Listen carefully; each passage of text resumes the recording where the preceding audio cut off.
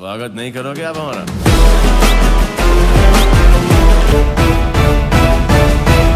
सलमान खान की फीस को लेकर सामने आया एक दावा SVC 63 के फैंस को हैरान कर सकता है।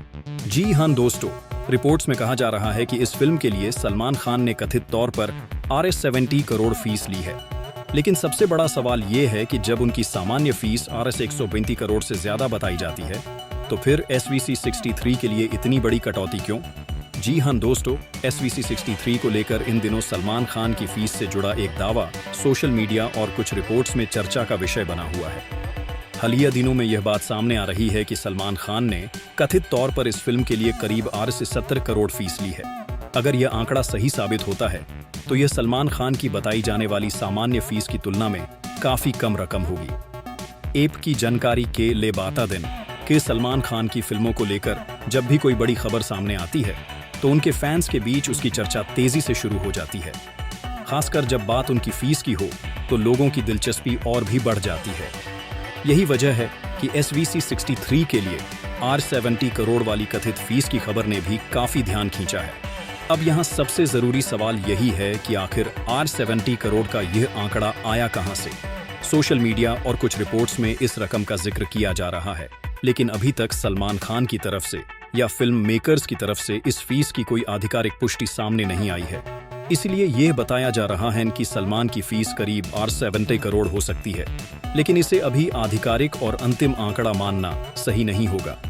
आवर वाहीन, अगर हम केवल सामने आए दावे की बात करें तो Rs 70 करोड़ की रकम अपने आप में भी काफी बड़ी है, लेकिन जब इसकी तुलना सलमान खान की कथित सामान्य फीस Rs 120 करोड़ से ज्यादा से की जाती है तो अंतर साफ नजर आता है। इसी अंतर ने सबसे ज्यादा सवाल खड़े किए हैं कि अगर वास्तव में सलमान ने SVC 63 के लिए कम फीस ली है तो इसकी वजह क्या हो सकती है? क्या यह फिल्म के बजट से जुड़ा फैसला हो सकता है?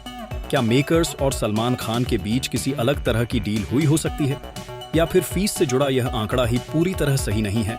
इन सभी सवालों का जवाब फिलहाल साफ तौर पर सामने नहीं आया है।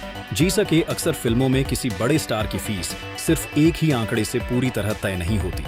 किसी फिल्म की डील में अलग अलग तरह की शर्तें और समझौते हो सकते हैं, लेकिन SVC 63 के मामले में ऐसी किसी खास डील की आधिकारिक जानकारी फिलहाल उपलब्ध नहीं है। इसलिए किसी भी संभावित वजह को पक्की खबर के रूप में पेश करना सही नहीं होगा। यही कारण है कि इस समय सबसे जरूरी बात यह है कि Rs 70 करोड़ वाले दावे को सिर्फ एक रिपोर्ट या सोशल मीडिया पर चल रही जानकारी के तौर पर देखा जाए। और कहा जा रहा है कि अगर भविष्य में फिल्म की टीम या सलमान खान की तरफ से इस रकम को लेकर कोई आधिकारिक जानकारी आती है, तभी इस मामले की पूरी तस्वीर साफ हो पाएगी। सलमान खान के फैंस के लिए यह खबर इसलिए भी दिलचस्प है क्योंकि अगर Rs 70 करोड़ वाला आंकड़ा सही साबित होता है तो यह सवाल जरूर उठेगा कि उन्होंने अपनी कथित सामान्य फीस से काफी कम रकम पर फिल्म करने का फैसला क्यों किया। क्या इसके पीछे फिल्म की कहानी और प्रोजेक्ट में उनकी दिलचस्पी हो सकती है?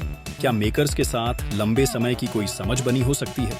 या फिर फीस को लेकर सोशल मीडिया पर जो आंकड़ा चल रहा है वह अधूरा या गलत हो सकता है?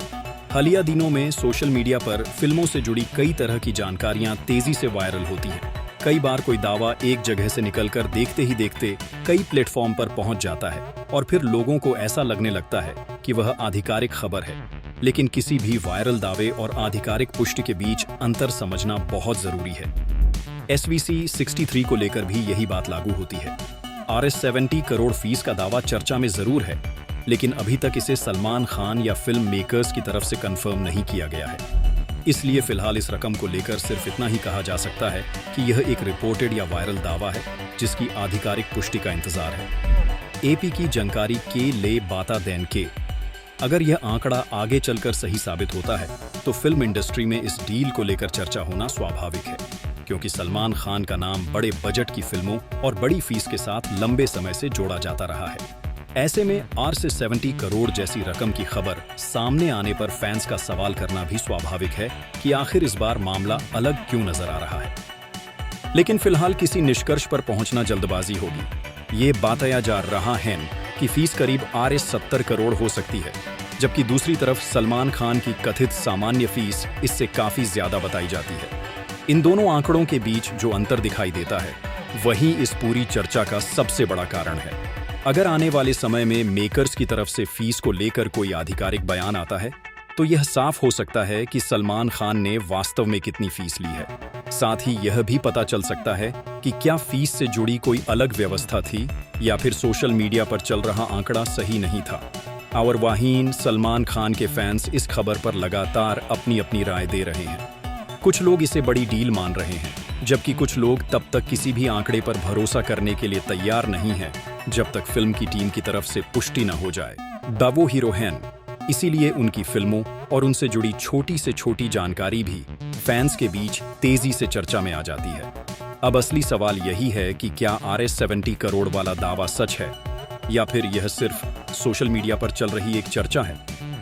और अगर यह रकम सही है तो सलमान खान ने अपनी कथित सामान्य फीस से इतनी कम रकम पर SVC 63 के लिए हामी क्यों भरी। फिलहाल इन सवालों का कोई आधिकारिक जवाब सामने नहीं है, इसलिए दर्शकों को इस खबर को एक दावे के तौर पर ही देखना चाहिए और आधिकारिक जानकारी का इंतजार करना चाहिए।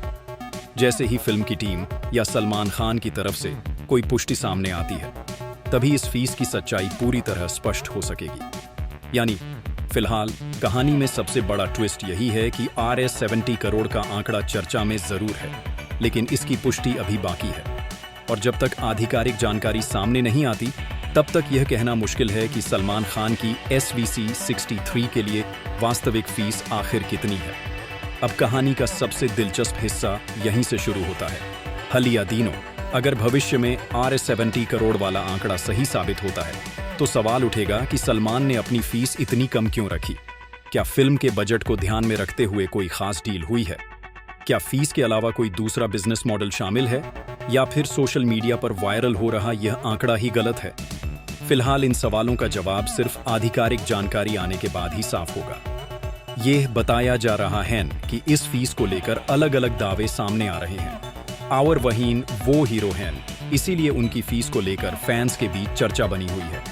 और कहा जा रहा है कि अगर यह आंकड़ा सही साबित होता है तो इसके पीछे कोई खास वजह हो सकती है। लेकिन आप बताइए, अगर सलमान खान ने सच में SVC 63 के लिए सिर्फ RS70 करोड़ लिए हैं, तो क्या यह उनकी सबसे बड़ी डील्स में से एक होगी? कमेंट में सिर्फ R70 CR या R120 CR लिखकर अपनी राय बताइए। और SVC 63 से जुड़ी हर बड़ी अपडेट सबसे पहले पाने के लिए चैनल को सब्सक्राइब करना बिल्कुल मत भूलिए।